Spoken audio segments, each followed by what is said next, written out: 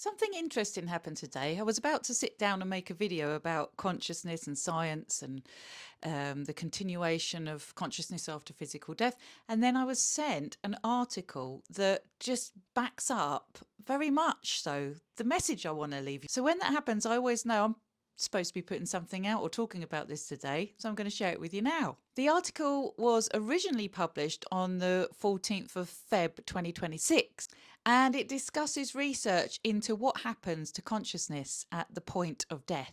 It's not brand new, but the conversation it reflects is very important. The article references research to Dr Sam Parnia, a British medic who works now at NYU and whose studies happen to be on the brain during cardiac arrest.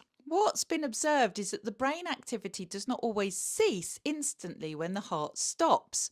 In some cases, organised neural firing continues minutes after cardiac arrest. Death, biologically speaking, appears to unfold as a process then, not just as a single switch being flipped, according to this research. Some researchers have even suggested we may need to renegotiate how we define death itself, understanding it as a gradual transition rather than an immediate extinguishing. Fascinating, isn't it, that science is getting here in its understanding? So let's pause a moment, because this is not proof of an immortal soul, but it is science acknowledging that consciousness and biology do not shut down as abruptly or as simply as once assumed by scientists. And when you place that alongside development in physics, the picture becomes even more interesting.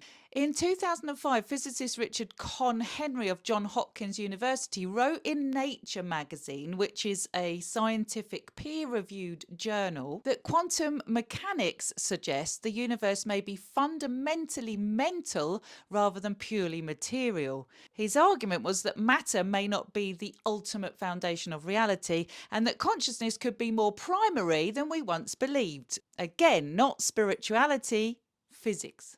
But it is mirroring what many in spiritual experience and the spiritual fields have said for forever.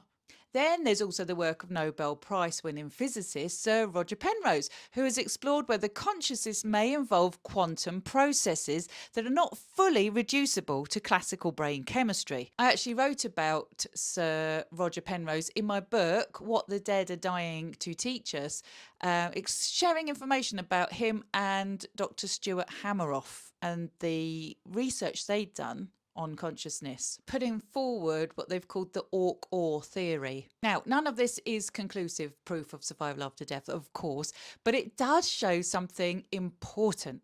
Science is no longer as certain that consciousness is simply a byproduct of the brain, and here is something really steady to take on board and embody, if you can try and wrap your mind around it. Science also says that energy isn't created nor is it destroyed, it just transforms your energy. Are you not? That is physics. So if death unfolds as a process, if consciousness may be more fundamental than matter alone, then perhaps what we call ending is actually transition.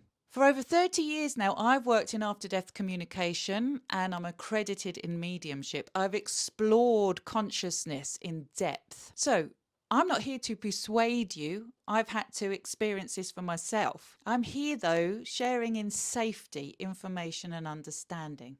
Through my work, my aim is to help people find clarity in an ever more confusing world.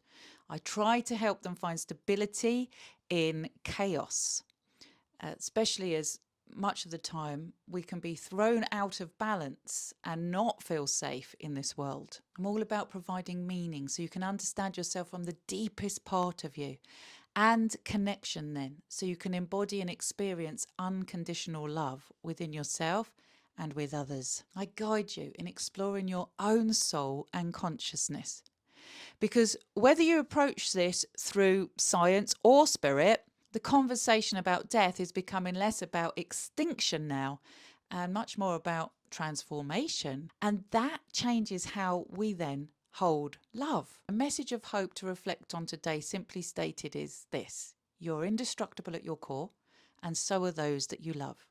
You cannot lose your life because you are life at the energetic level.